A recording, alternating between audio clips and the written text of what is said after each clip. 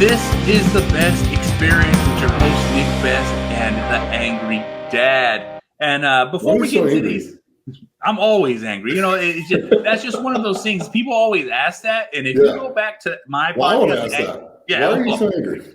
Well, the reason I'm so angry is because when I originally started doing my podcast for the Angry Dad podcast, it was just me being mad at the world at the things that I thought people should know, as in common sense. So I would lean into that because, like, you would think that'll make you very angry. Yeah, it makes you very. It can, because, like, you would think common sense is blessed upon the world, but it is not. And when you have common sense and you're objectively looking at everyone around you, it frustrates you because you're like, everyone should know this. This should be a staple in people's lives. And the first couple of episodes of the Angry Dad podcast are extremely rough. Like I always tell people, Angry Dad podcast did not start out being what it is now, but what it was just me being upset at the world and me being a dad and me trying to teach my kids common sense. You know what I'm saying? So that's how the Angry Dad came to be. It's like, so it was also kind of like a therapy thing to keep you from lashing out at the world as well.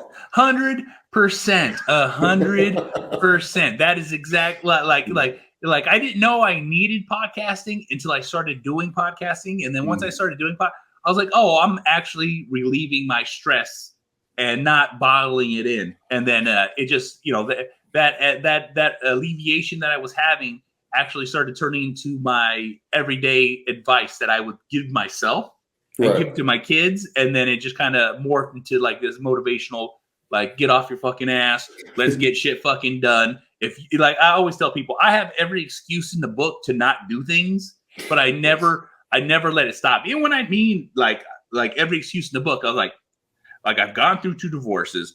I've lost everything twice. I've literally slept on a couch with just a blanket, not having anything but a box of clothes, not even a box of clothes, a box of work clothes. All I had was uniforms that I wore for my job, and then slowly built back everything. And then I had a heart attack. I had a stroke. I had another heart attack. And guess what? Not once have I ever let that be a factor in me quitting. Exactly. And that's what I always, exactly. It's kind of like people don't seem to realize that nobody's life is perfect. Yeah. I mean, if you look at the wealthy, I mean, you look at religious leaders, you look at everybody has their issues. Everybody has their own form of struggles and suffering and stuff like that. It's finding the things that you enjoy that make you happy while going through these issues and never giving in and always trying to make things better in your life in the end that are going to make all the difference in the world. And stop being a victim and start doing things yourself. Because the best way to not be a victim is to do it all on your own. Because then you only got one person to blame, and that's yourself. And that's the problem. A lot of people don't like looking in the mirror and seeing the cause of their own misery in most cases. Which is the truth. You know what I'm saying? And that's like a lot of my podcast is it's looking internal, because everyone always well wishes and wants and like dreams. And I was like that. And then it took a simple question from my mom: what do you want in your life?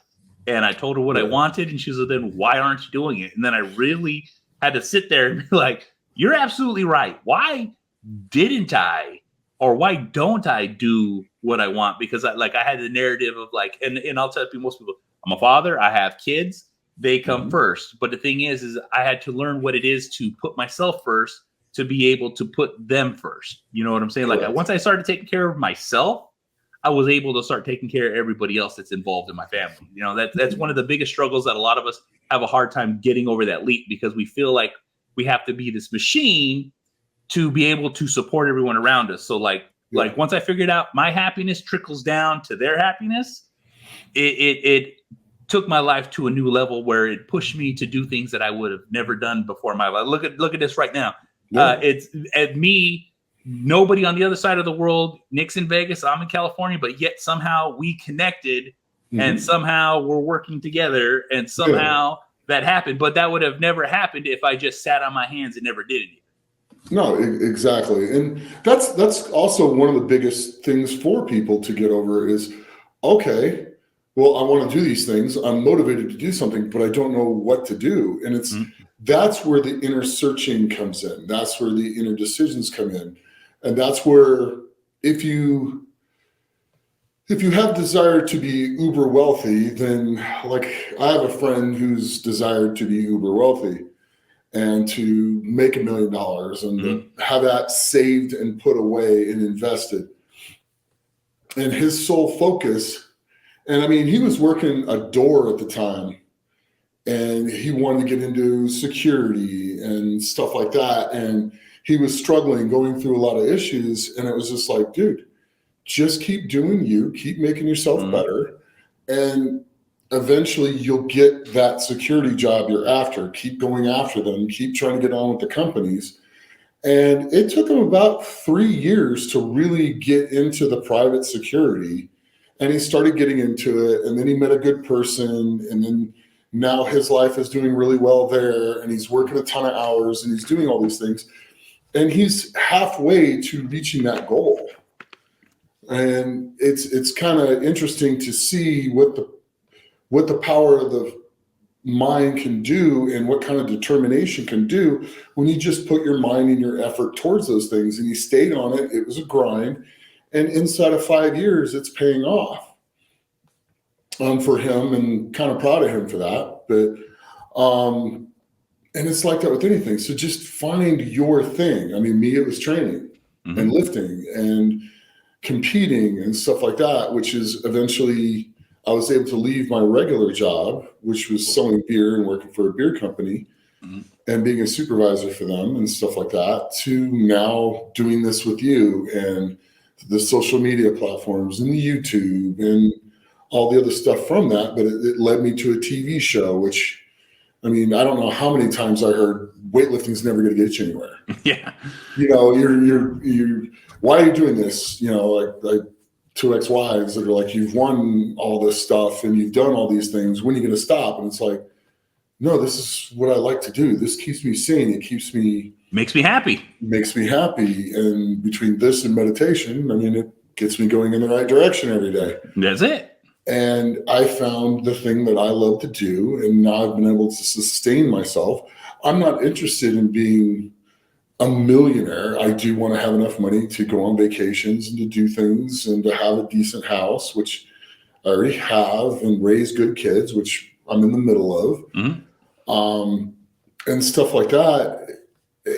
That's what makes me happy. And that's, you know, you just got to find your inner thing that's going to make your everyday worth getting up and worth going to do.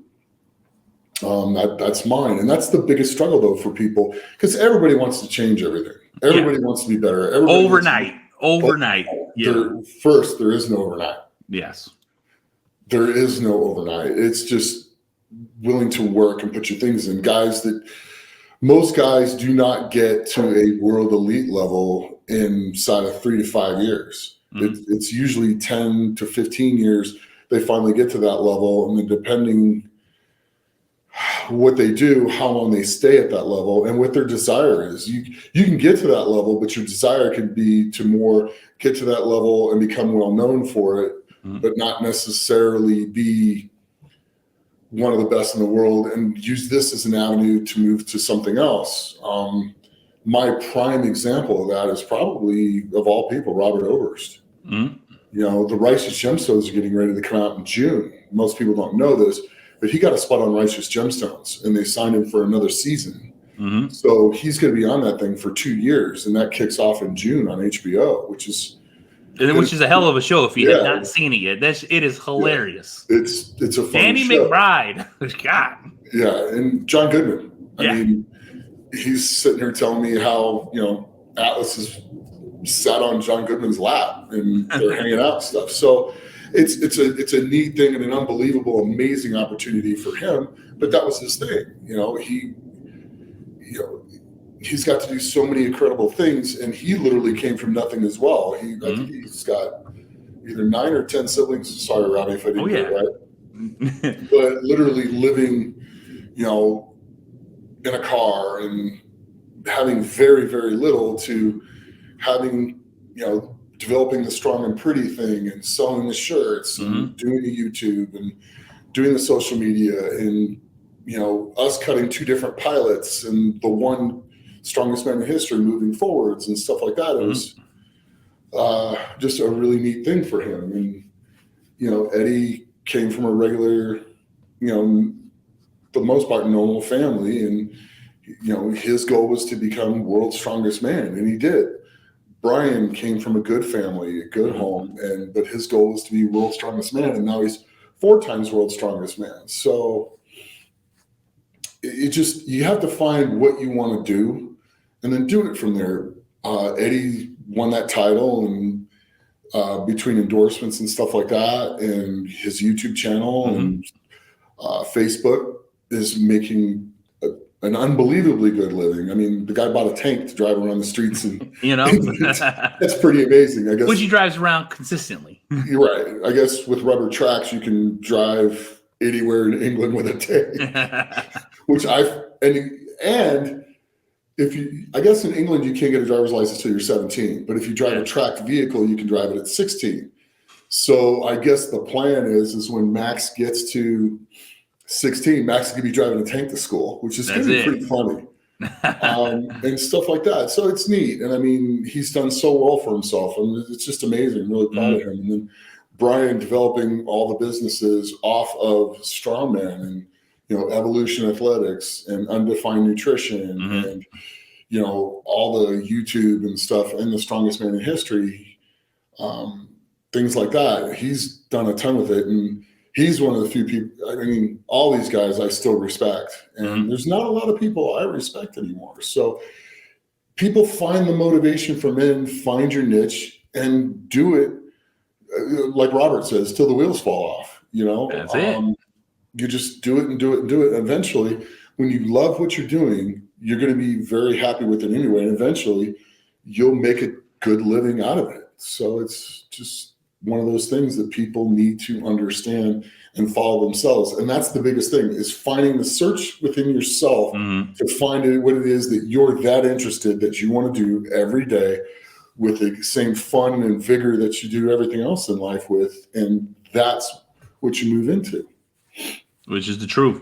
Which is the truth. You know what I'm saying? Like I said, it's a hard, deep look that you have to take. And then, but also too, there's usually a catalyst for you to have to take that. And so until that catalyst really hits, a lot of times our words are just that, words, until they find meaning in you. Once they find that meaning in you and you can really take that deep look and you're like, oh, I'm not happy. What does make me happy? And you know what? I like doing this, and I'm just gonna do this. And you just do it to do it until something happens with it. You know what I'm saying? Sometimes things never happen, but also too, it's your peace of mind, it's your happiness, and it's something you love. And if people can't appreciate that, then guess what?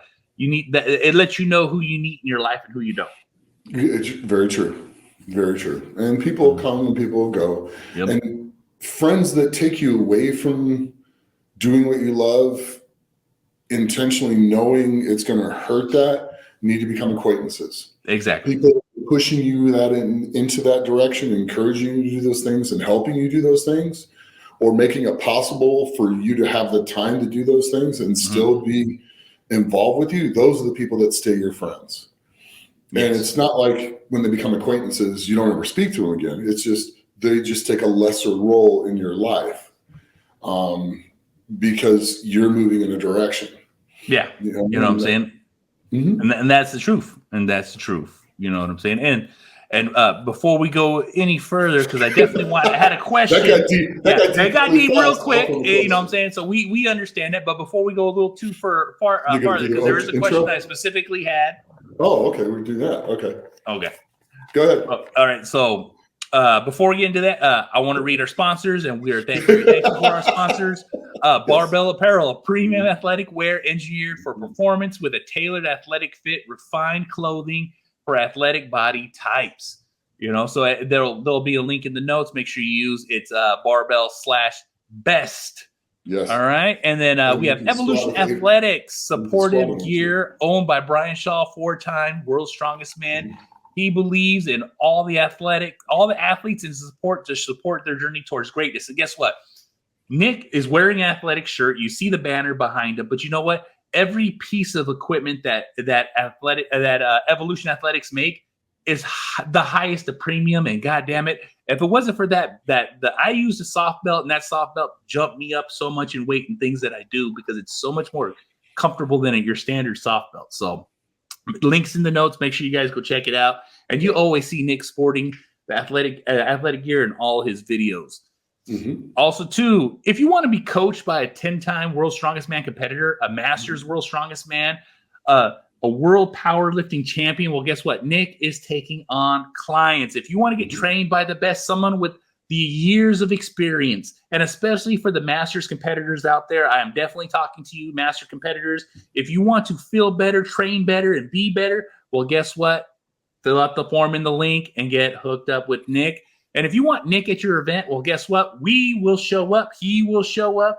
If you want him to speak, judge, commentate, meet and greet, let us know. You know what I'm saying? Fill out the form, and you know what? We'll get in contact with you. And everyone, you will receive an email specifically from me letting you know what needs to be done. Right. All right.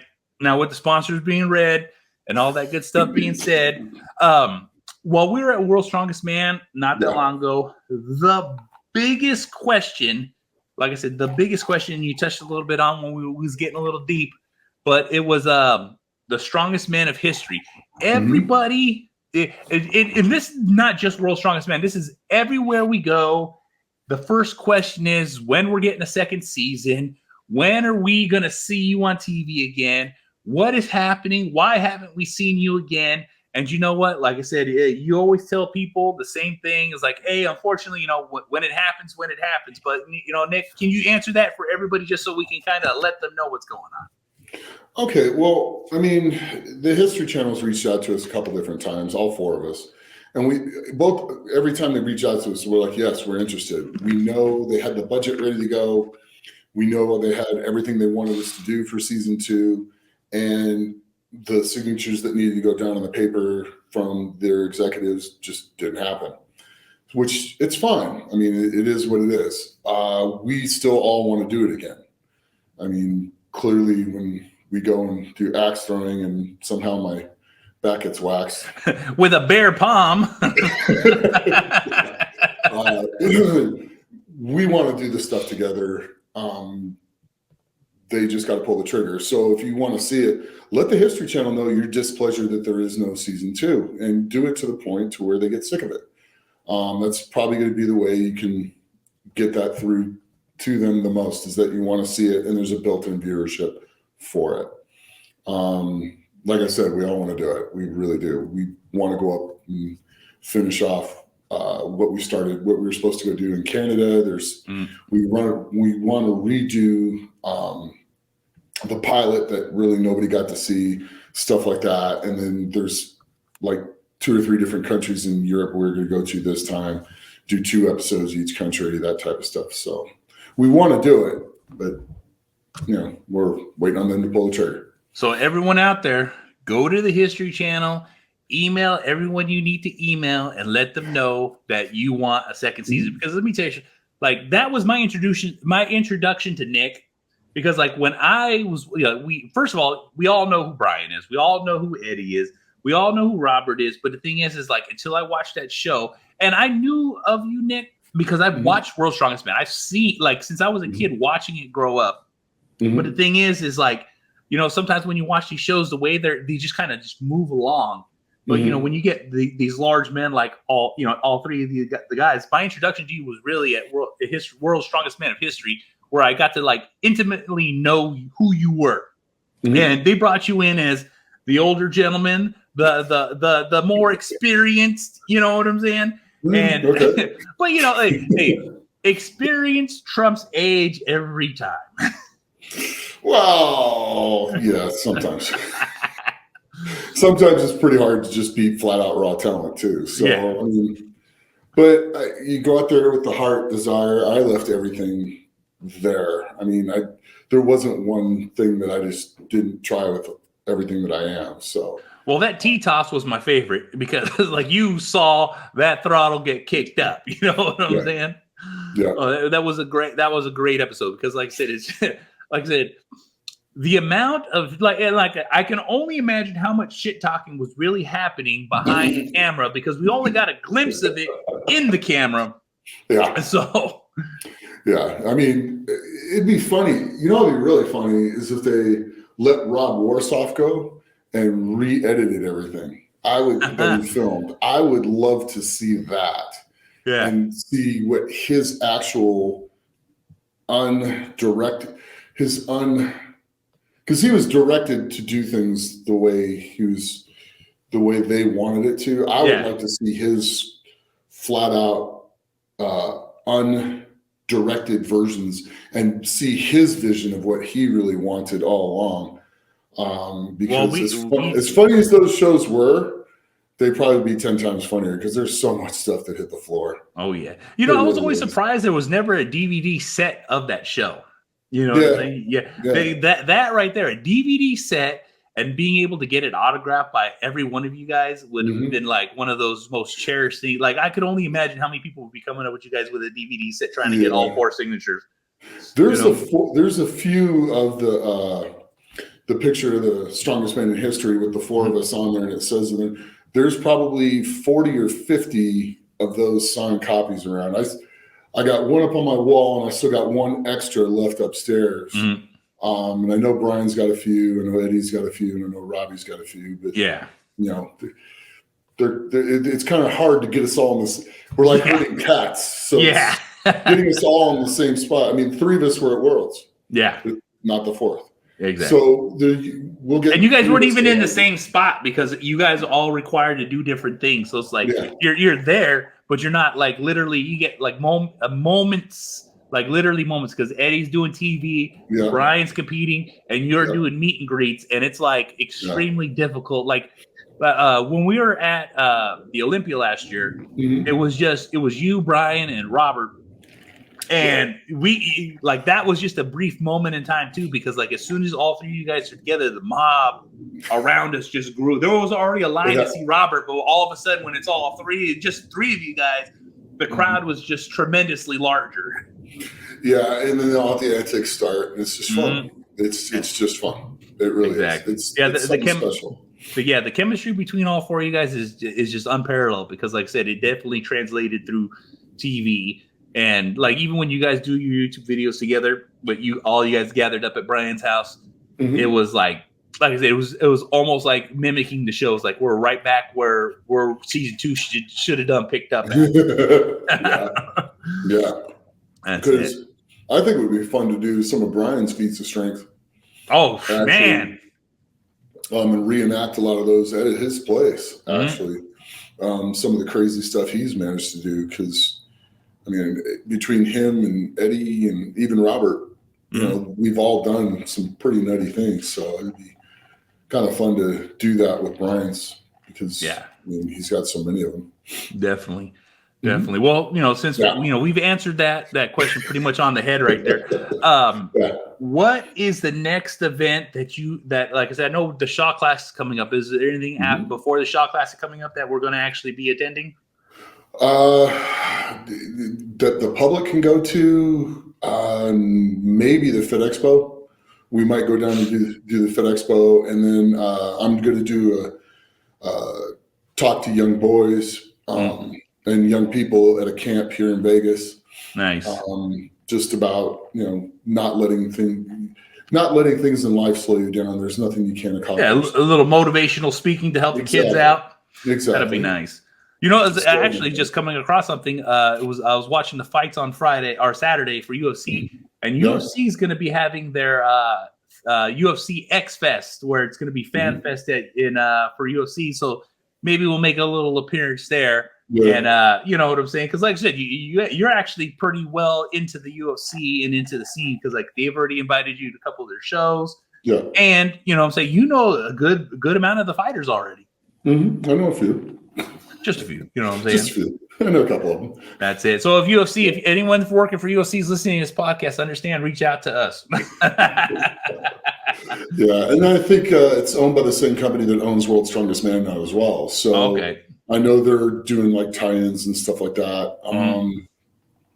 So that'll be kind of interesting. It's kind of neat.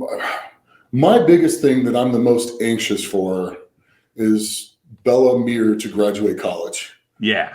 I cannot wait till she graduates college because the UFC's already signed her. So I just can't wait to see her start fighting in the UFC. Well, we'll see how everyone else fares against her, because, like I said, just from the way you're talking about and the way that she's trained, and right off top, having someone that's not just coached her but been by her side, her dad. You know what I'm saying? Yeah, that's a tremendous backing right there. Oh yeah, just the way she's grown up with her and Cage, and then them always practicing with one another and rolling with one another, and just the way that family is. I mean, they're an amazing family just all the way around. And when it comes to either wrestling or jiu-jitsu, I don't think there's any that's going to know any more than they do right now coming up. I mean, Cage is playing for Bishop Gorman, playing football, and they're one of the top ranked, high school football teams in the country. So, watching him and go through his career there has been pretty amazing as well. So there's a lot I'm looking forward to seeing in the near future, just watching how they grow and prosper. That's it. Now, for an example, you actually have a training video we posted recently, but it did come out a while ago of her training strongman. Yeah. And how much was she farmers walking? 205 pounds. Yeah. At how old? 17. You see what I'm saying? At 155 pounds. Yeah, insane. Well, she loaded a 225 pound stone to 49 inches the first time she ever did it at 17. So that's pretty serious. Yeah, exactly. That's not an easy feat. That's talent. I mean, that's just freak athlete talent. And then her brother as well. I mean, he threw that thing up to 62 inches the first time he did it, and he was 15. Damn. So they're definitely ones to watch. And I think Frank's got a fight coming up fairly soon where he's going to fight on the same card as Bella, and then he'll officially retire. I mean, that's kind of neat. That's a dream fight card right there, where you're like, I'm fighting on the same card as my daughter, and then I'm going to retire and pass the torch. Yeah, and I think that's kind of how Frank wanted to go out, and congratulations to him on that. That's going to be a really special night just all the way around to watch. Yeah, no, 100%. I've been a Frank Mir fan from he fought Brock Lesnar twice. Yeah. You know what I'm saying? And that's peak, Brock Lesnar. Yeah, that's when the guy was could run through a brick wall. Exactly. Right? Exactly. Insane. There's a lot of things coming up and a lot of things getting ready to happen. I know the Shaw Classic, like I said, we talked about the Shaw Classic getting ready to come up. That's going to be pretty neat just all the way around. There's going to be more seating this year. I think they're adding almost 2,000 seats, I believe, maybe more. And an expo this year. So there'll be people with booths and stuff like that set up, people out there. And then it's just going to be bigger and better every single year. And then that'll be on ADO Live for the live stream. So that'll be kind of neat. So if you can't go, you can watch the live stream. So that'll be pretty special as well. Oh yeah, no, definitely going to be special, especially after World's Strongest Man. That's just what happened, and where everyone lied, and it's like that was his last World's Strongest Man. This will be his last strongman show that he'll ever compete in. So this is going to be really special. I know I'll probably bawl my head off when he does the last one. I'll be right there to catch it on film. But that's the thing. It's like we're that there's with the Shaw Classic coming up, and I believe there's a Giants Live getting ready to happen in a few days. But it's like the season keeps moving and the talent keeps getting better. And being on the front lines, like the first year we went to World's Strongest Man in Sacramento, the first time I've been there was with you, and I got to actually enjoy it as a spectator. But then this time I got on the other side of the platform where I'm helping with social media, doing a lot of the recordings and just making the content for you as you're shaking hands and kissing babies. You know what I'm saying? I'm like, right. I got a little bit more of an appreciation for what I was actually watching, because like I said, like as a spectator, I'm enjoying it, but like actually seeing history being recorded and actually seeing history being made, it's like, oh my God, this is insane. So I'm definitely ready for, the seasons to start hitting again. Yeah. And me too. And I always look forward to like watching Hooper compete. It's amazing. His career just coming onto the scene and from a year ago, literally dominating. Yeah. So it's a lot of fun to watch. It's neat to see, and it's fun to go have conversations with him. Oh yeah. And stuff like that, and see what's going on in his head as he's about to lift stuff, or how he plans on lifting things, and the way he analyzes things. It's a talent. It's one I haven't seen for quite some time. So it's just so fun to watch. That's it. It was pretty special all around. That was Mark Felix's last show. It's Brian's last World's Strongest Man. So both of them, that's the last time they're going to be there and doing that. So it was pretty special. I'm really glad we went. So. Oh yeah, and then like even too like going, we actually got to hang out with Trey and Kevin for a little bit too. That whole weekend too. So like that was a lot of fun. They're both amazing competitors, and it's just fun to watch them both grow and keep getting after it.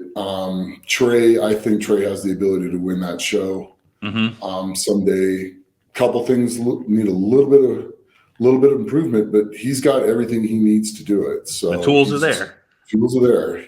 It's just, and it's one of those things where everything needs to go right on those days. And like one thing goes off, and then it makes it very difficult to come back from, because whoever makes the least amount of mistakes or shows up and performs in events that they didn't expect to perform in, which is what Hooper did this year. I mean, he had no off performances on any of the events. He came in, was very solid from front to back, from start to finish, from top to bottom, and he walked away with the trophy. I mean, that's big time. That's what it's all about. And now he's the first Canadian to ever win the whole ball of wax. So that's it. It's pretty amazing. And I see him getting more than one. The question is how long does he want to do it? Yep. So he's saying he wants to stick around a lot longer than what he originally planned. So that's great. I truly hope he does, because if we do, we'll see some history in the making on that one. Because like I said, I don't see any weaknesses on the guy. There's nothing he can't do. So with that being said, he's going to be the guy to beat for a while. And that's it. So he's already on top of the hill. He just got to stay hungry. Right. Can Evan keep developing? Novikov, Tom Stoltman. Yep. Trey. Everybody. The top 10 right now, anybody for the most part, I think in the top 10 that made the finals, could on a great day can walk away with the title now. Oh yeah. No, it didn't used to be like that. There's 3 or 4 guys at the top that would fight, and mainly like Sedrunas and Big Z and Brian, and then who's going to be behind them? Now it's, oh my gosh, there's 5 guys up here that could walk away with this. Martins will be back next year. Yep. See how that goes. I definitely want to see Martins hit the scene, because, like I said, it's like he's doing what a lot of people should be doing, and that's strategizing his recovery to actually perform. You know what I'm saying? Yeah, and his body needed a rest. He knew it, so he took it, and he's getting healthy, and he's going to come back. And he's another one that's unbelievable. The way he tears apart events and the way he trains for them is pretty darn amazing, and almost on the verge of kind of cutting edge, because he doesn't do it the way everyone else does. Yeah. So he's got his own ways of doing things, and they work for him, and they work unbelievably for him. So that's going to be fun to watch him come back into the next year as well. Yeah, I'm definitely ready for the next year's season to start kicking off when it starts happening, because it's like, oh my God, there's a lot of talent on the floor, and I definitely enjoy watching it. You know what I'm saying? Yeah, and now I'm just kind of getting to the place where I want to see what my body's still capable of doing after this. So we'll see what happens in this powerlifting meet. If good things happen in the powerlifting meet and I'm happy, you know, I might have to go pick my shoes up. So, hey, well, and that's the thing too, is like, even when you made that decision was made with information that you had at that moment in time, what was actually transpiring with you. Because for everyone who's listening, Nick competed with cancer. Nick was training with cancer. Nick was training with not broken ribs, but bruised, severely bruised ribs. Severely bruised ribs, and still came in second. Because you got to imagine, if you would have been on top of your game, no bruise, no psychological thing holding you back, that you would have been first place right off top. Well, you know, you still got to go do it. And Mark is an unbelievably good competitor.